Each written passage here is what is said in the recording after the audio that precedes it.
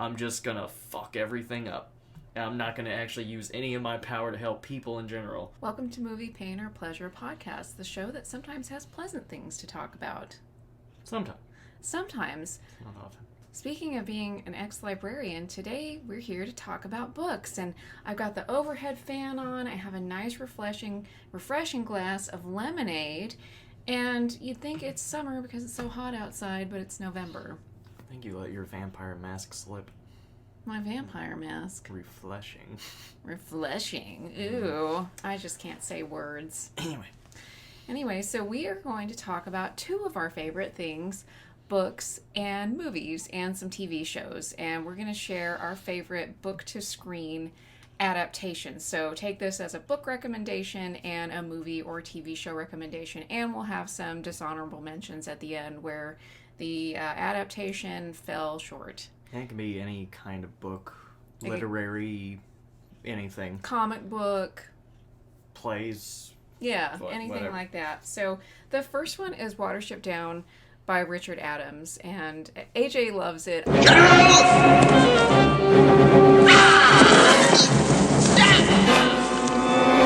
I watched the movie first before I read the book, and I fell asleep. I was bored. I'm sorry.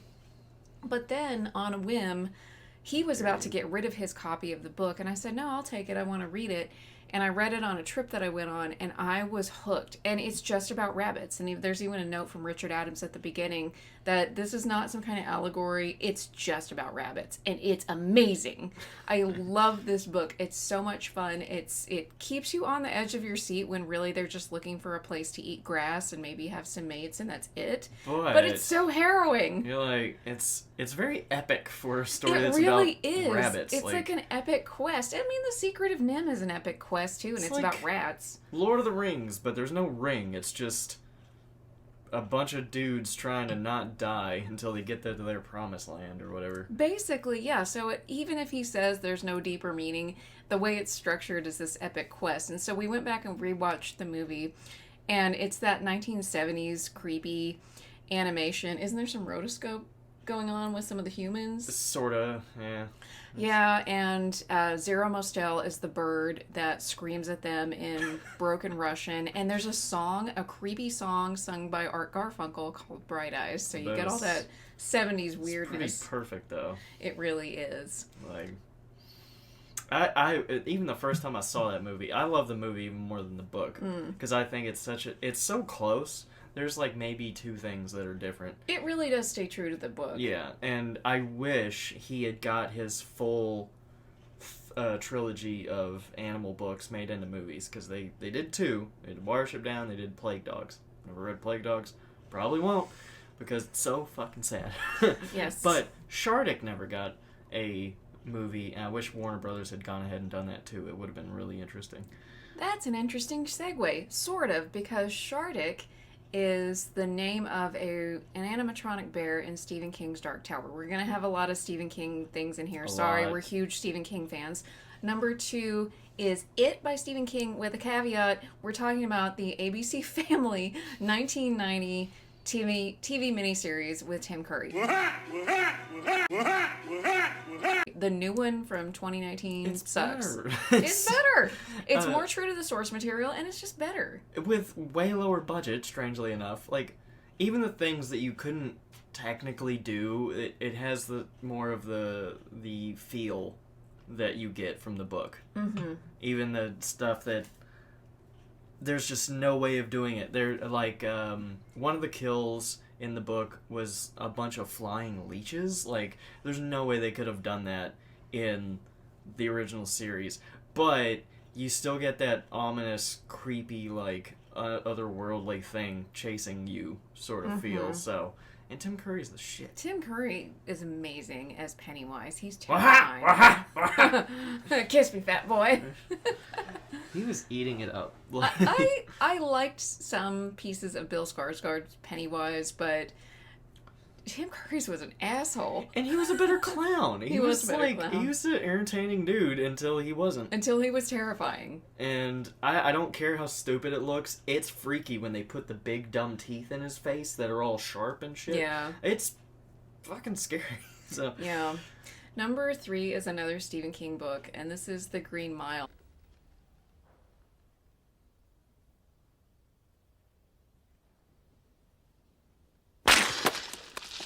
And the books, it was actually written as kind of a mini series of books. It wasn't one big novel, but you read them in little pieces. And this is one where I'd seen the movie first with Tom Hanks and Michael Clark Duncan. Yeah. Did you read the book first, or did you see the movie first? No, I saw the movie because it came out when I was like 12 or 13. And even then, I really liked it. It was good.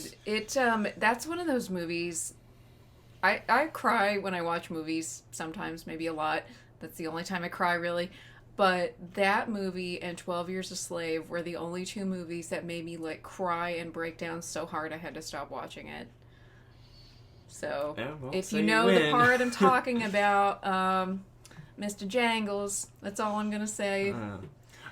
Before we move on, comment your favorite and worst adaptations. That's what I need to see. I need to see other Of Stephen King horrible or just in adaptations general? of anything.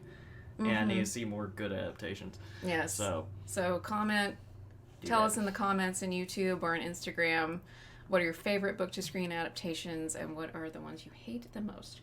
Number 4 is one that AJ put down, and I was actually surprised because he hates the source material. So it's actually 2 things. It's Romeo plus Juliet, the Romeo and Juliet by Baz Luhrmann with Claire Danes and Leonardo DiCaprio from about 1995. Give me my longsword home.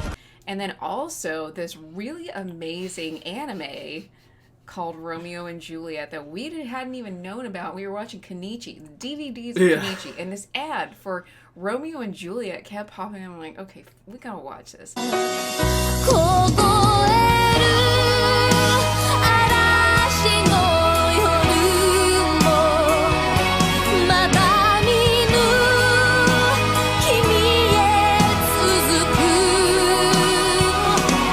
And it was so good. It was so good. And it's not like super strict to the story like at all.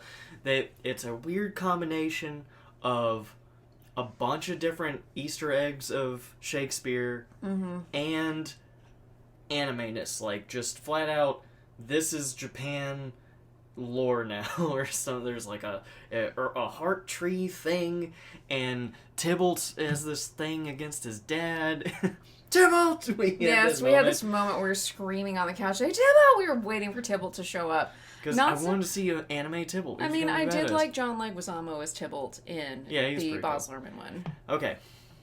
So last I don't know, whenever we did Elvis. We talked about the new Elvis. And I talked mad shit about Baz Luhrmann. I forgive him a little bit because he made Romeo x Juliet. I hate Romeo and Juliet, but I like that movie. Yeah, the movie's cool. I hate Romeo and Juliet so much. I think everyone misreads it. It's just a cautionary tale about stupid kids being lustful and not realizing they're idiots. Like, that's... Yeah. To me, that's all it is, but whatever. Anyway. And in this one, there are a lot of Shakespeare adaptations out there, and it's either straight up, like, Kenneth Branagh in Elizabethan clothes doing the original script, or it's something like 10 Things I Hate About You, where they completely modernize it. The fun thing about the Baz Luhrmann one is that they use Shakespeare's original language. But with modern clothes, they all have guns.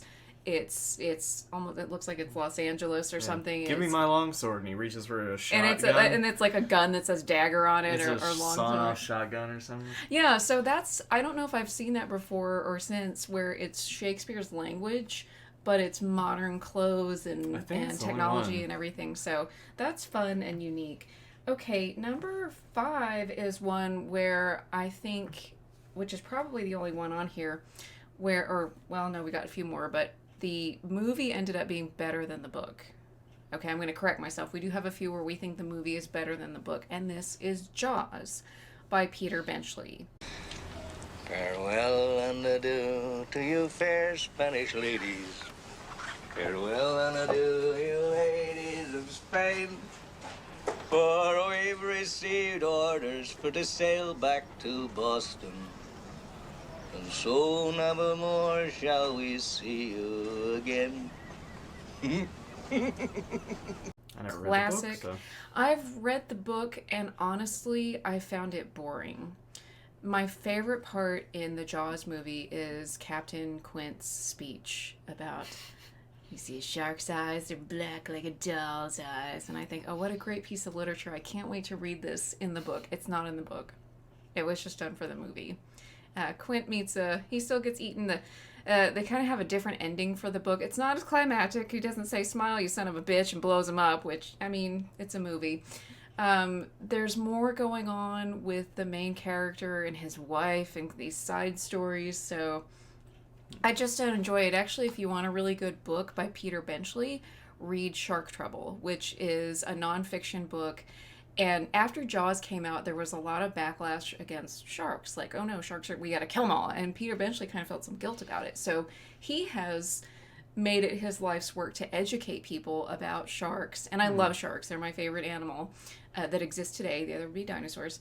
And so he shares these stories of when he and his family have gone on dives in like Australia and South Africa, different parts of the world, and things about sharks and how they live and conservation efforts. That's interesting because Richard Adams actually doesn't give a shit about rabbits. He's like not well known for being like, kill all these fucking rabbits, but they have like a rabbit population issue over in England, and people were like asking about rabbit hunting seasons and stuff. He's like, I don't care, take care of it. Like they're a problem. Like they helped me with my book, but other than that, there are too many of them. So Jaws is a great movie. It's summer fun. Hopefully everybody's seen it by now, but go watch it again. But as far as the book, maybe if you really love the movie and you're curious, read it. But with this one, I'd say the movie is better. Okay, number 6. This is one where the movie is much, much better than the book, and that is Sideways. Yes. If anybody orders Merlot, I'm leaving. I am not drinking any fucking Merlot! Okay, relax, Miles. With the book by Rex Pickett, which kind of interesting. I think he had started writing it as he was kind of a disgruntled screenwriter, which the character Miles in the book is also a disgruntled screenwriter. It's very much like putting yourself as the main character in the book. And so I think what happened, I don't know if I'm getting this right, is that it got picked up to be made into a movie, and then he wrote the novel. He continued writing the novel, which is very different than the movie. The movie is wonderful. Paul Giamatti, Thomas Hayden Church, and we've talked about it on other podcasts. So why don't you talk a little bit about it? Because I love wine, so if you like wine, you probably like the movie. But AJ doesn't like wine. He doesn't care about it, but he loves this movie. If he was writing them side by side, sort of, in a sequel book where the movie got made, but it's called Shameless, he bitches about them taking parts from his book out because it was too outlandish or whatever, and yeah, there are actually 3 Sideways books, and they get kind of meta. Very. In the it's second actually one. confusing sometimes. Anyway, so the comparison Sideways, I've listened to the book more than once, so I still enjoy it. All 3 of them, right? Yeah, but the people are awful. Like, you get pretty much the same characters, but they're not endearing. They're just terrible people. Like, everybody start to finish. They're all awful. Which, I could get someone writing that to be, like, maybe more realistic. But if I'm gonna enjoy something, I way love the movie more. Like, I love the movie. I don't love the book. Because I don't enjoy Miles. He's a dick. I enjoy their, like, antics a little bit. I don't enjoy, what's his name? His Jack? friend Jack as much. No, he's because not he doesn't have an endearing, like, friendly quality the same way that he does in the books. Like, he has it in the books, but he always shows how much of an asshole he is some way. So, in the movie, he almost believes his own bullshit. So he tricks himself, and you kind of feel bad for him because he's like a big dumb idiot. He kind of has this naive quality in the movie, and that makes him endearing. Now, okay, should you read the book? I think if you love the movie Sideways, out of morbid curiosity, maybe check it out from the library. I think it's worth reading the book because reading all 3, there's really great things at the end of 2. Yes. And at the... well, the third one's all right. Well, and okay, there's a really heartfelt moment with Miles and his mother at the end of the second book, and then you kind of see a development arc start to happen in the third book. He goes to Chile, and so we get a new wine adventure. But Miles starts to become a little more self-aware, maybe a little more, not remorseful, but he's just... also sort of rehashing things you would expect him to have gotten through in the third one. So that's... Anyway, we're not talking about the books. Sometimes people like that exist. There are people who aren't self-aware. There are people who never develop. There are people who never grow. And so maybe that is a little more true to life than... Maybe anyway. not. The movie is still better, but if you're a fan of the movie, just go ahead and read the books out of sheer curiosity. Okay. Number 7, I'll let you take this one, is The Dark Knight Returns. Tonight, we are the law. Tonight, I am the law. Ooh, which is why I awarded it. Yeah. You're Batman, sure. I've never read the comics, like, bottom and read them all the way through. I've researched them. I've looked at the panels and such. I don't care for the artwork, so I prefer the movies. I believe Frank Miller wrote The Dark Knight Returns, and this is during his moments of he's gonna research like the dark era of comics and whatnot, like he did with Daredevil and a couple other, I think, Batman stories. But these were really interesting, even though I don't really agree with a lot of the stuff that surrounds Batman in these two movies. But it's still old man Batman being a badass and beating the shit out of people, which is always cool. This is maybe the worst as a human version of Batman, in my opinion. Because, like we've always said, Batman, because he is Bruce Wayne, is kind of an awful hero. He's the most, like... Not that all right-wingism is bad, but... He's very, like, conservative. I'm just gonna beat the shit out of criminals. I don't care how poor they are. I don't care how much they're trying to survive. I'm just gonna fuck everything up. And I'm not gonna actually use any of my power to help people in general. That I'm never gonna go to therapy and talk about my dead parents. I'm just gonna keep fighting stuff. But in this world, it's cool. You get a final showdown with Joker.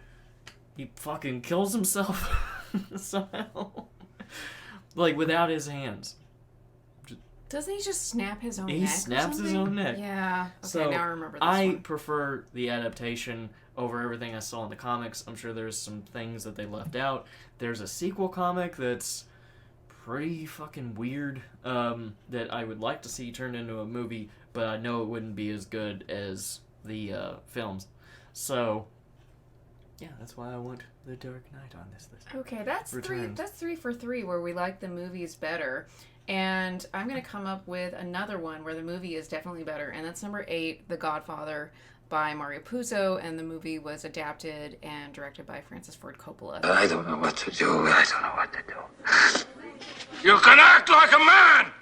What's the matter with you? So I saw the movie before I read the book, and what I like about the book is that you get some of the story from Godfather 2, where it's young Vito Corleone in Sicily. So you get a lot of the backstory. What I don't like about the book is it kind of turns into this pulpy, salacious novel that goes off on all these weird directions. Like there's this whole side story about Sonny's side girl, Lucy, and this doctor she hooks up with, all this stuff. I'm like, I don't need to read this. It's boring. It's kind of gross.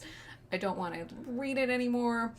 So, and Mario Puzo is not like the greatest writer or anything. I've read some other books by him, and I'm like, okay, he's a good storyteller. He's not necessarily a good writer. Good ideas, but not executed well. Like George Lucas dialogue. Which I've had similar issues with Stephen King sometimes. Yep. And also, Victor Hugo. Mm-hmm. He just talks and talks sometimes, and I don't want to hear it. Mm-hmm. Great ideas for stories.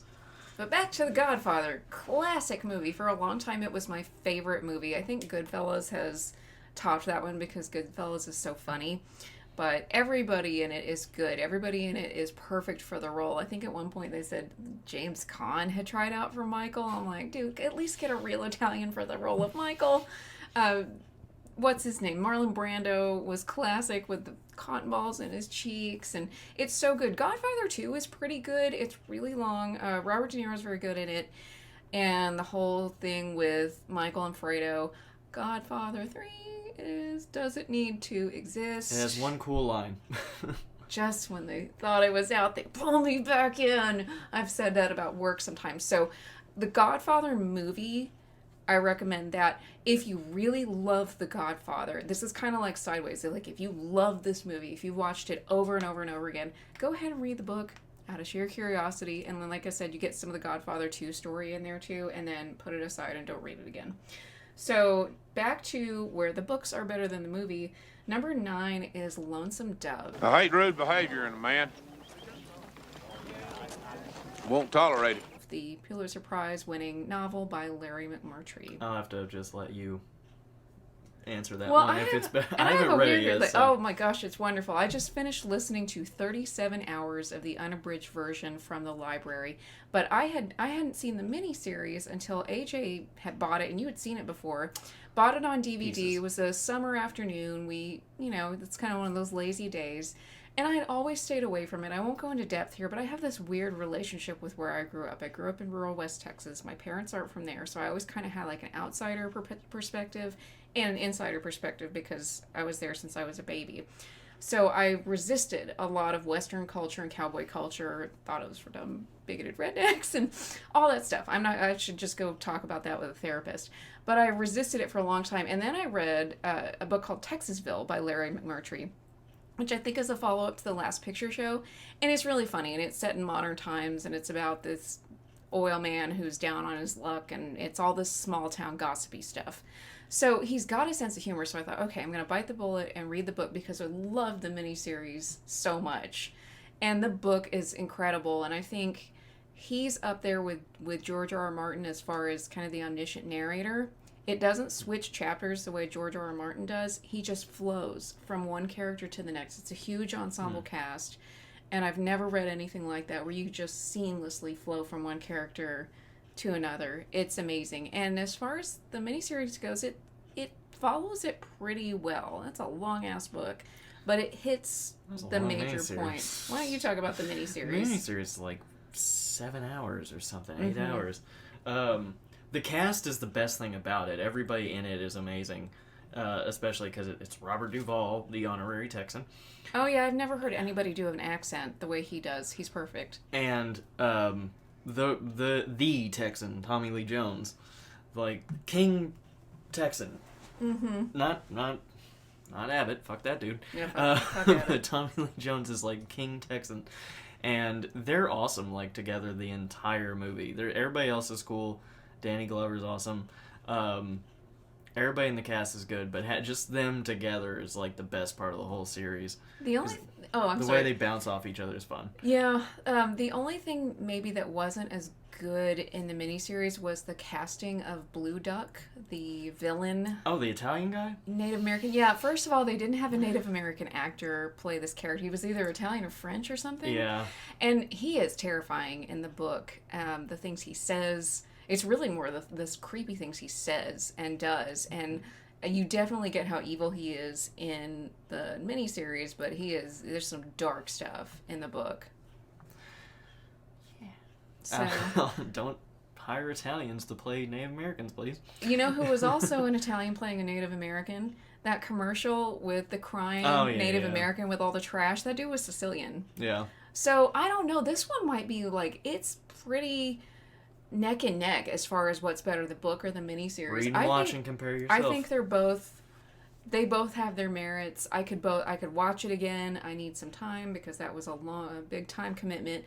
I could probably read it again at some point and enjoy it just as much. I mean, to think you got to turn 37 hours of book into 8 hours of film. Yeah, and they did it well. I think part of it was the casting, and then they picked the right moments to show on screen. So I never would have thought I would be so into a Western, either in a book form or TV form, but I loved it. So I always heard people talk about it, and I thought, well, these rednecks, I don't want to watch this country western stuff, but I saw it. Now I'm a convert. I love it. So, and then check out Larry McMurtry's other books. Okay, another good, love the book series, love the movie series, is Harry Potter by J.K. Rowling.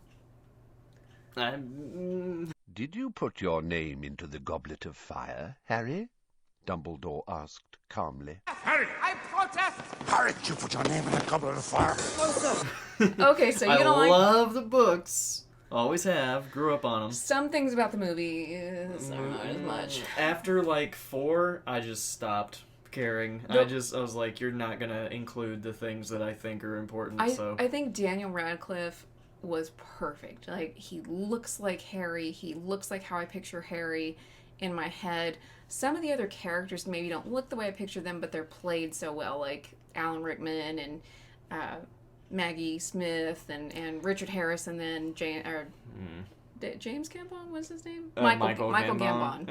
Michael Gambon. I like that he was like badass Dumbledore. Yeah, but I didn't care for him at all. So this one's kind of iffy. Like, I enjoy the movies. And sometimes you can just enjoy the movies. My dad loves the Harry Potter movies. He's not as much into reading as I am, and so he just enjoys the magic of it. He knows all the tricks and spells. I showed him how to do Lumos on his phone the other day.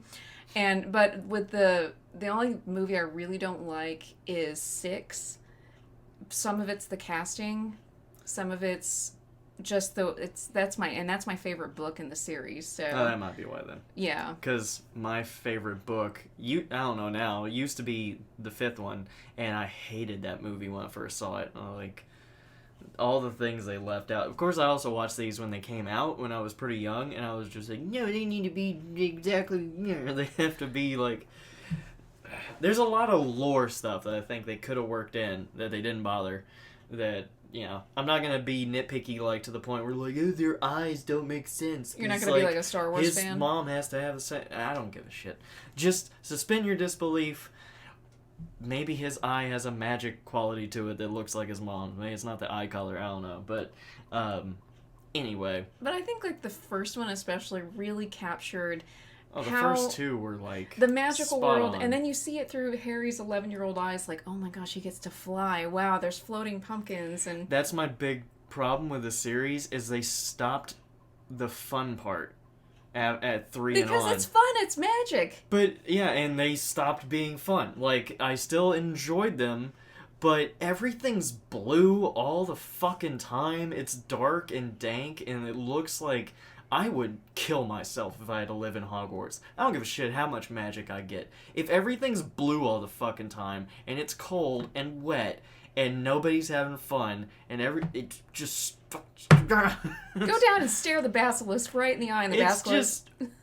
Like, have some sunlight. Why does it all have to look creepy? Because they're in Scotland. But the first 2 didn't look like that. The No. first 2 looked like when they needed to be dark and dungy and whatnot, they were. So maybe and when it was supposed to be like you're having fun existing in this world, that's what it looked like.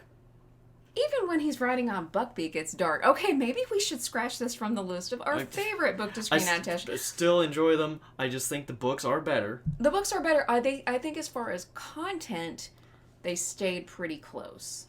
Yeah, and they still have the ridiculous Deathly Hallows, so... Yeah. I actually think that was a pretty bad decision to have those in the books at all, but... Well, it was done well, I just don't think it was a good idea. You can't fault the movie for what's in the book. Anyway. Okay. Number 11 is the book series The Lord of the Rings. I cannot jump the distance, you'll have to trust me. Which I freaking hate those books. I can't even get through them. They're so boring. I enjoy the movies. I don't like fantasy. And I enjoy the movies. I like The Hobbit, but, Yeah. The movies were pretty good. Do I need to watch them again? No, I'm good. But I liked them. I very much enjoyed the movies when I was young. In fact, my, gift from my dad when I graduated 6th grade was the 3rd Lord of the Rings movie. So... I love the movies. I don't like the books. I can't stand the way they're written. The Hobbit I love. I loved the book so much. We'll get to that too. Yeah, that's good. But I loved The Hobbit. I read it multiple times. I even read it. I downloaded the audiobook that was Gollum reads it. I can't remember his name. Andy Serkis? Andy Serkis. Oh, fun. And he does really great as all the characters, Smaug, all that. Super fun.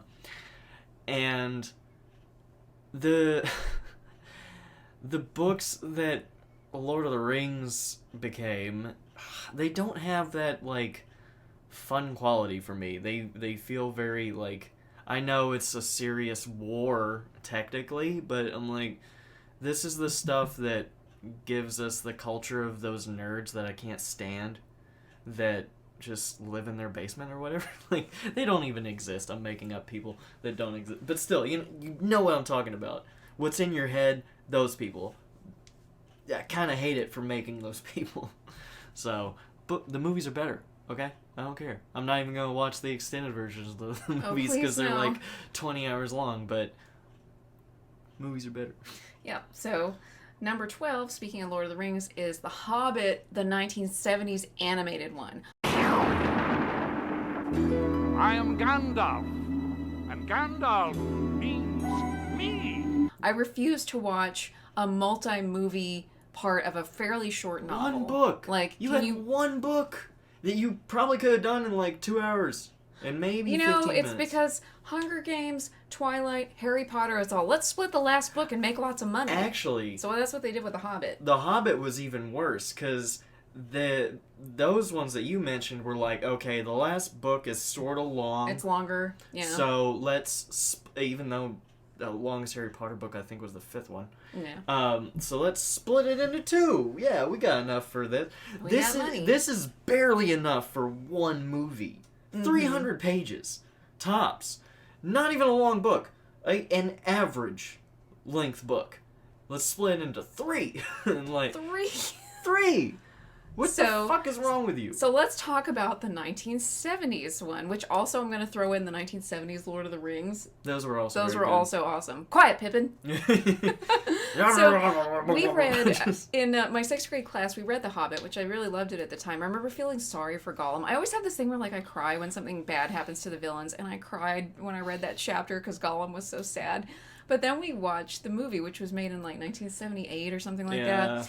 And the animation's weird. It's creepy. It's Rankin-Bass, so it's got that... I think that has rotoscope in it too. Yeah, well, no.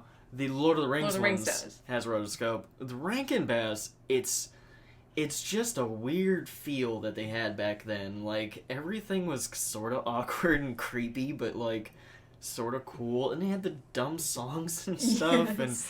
And like, I don't know. It was kind of perfect for that story. It really was. Like, it's just so strange that it works with it really well. All the characters, they don't even look like humans. Like, I mean, they're not. They're a wizard, a hobbit, and a bunch of dwarves, none of whom are human. But, you know, they're sort of human-esque. They barely look like humans. They look like aliens.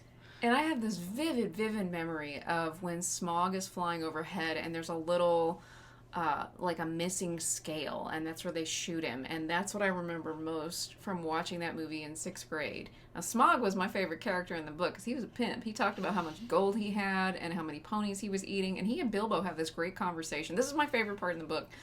It's the Gollum chapter, and then where Bilbo meets Smaug, and they're both just, like, talking shit. And they're like, yeah, I got gold, too.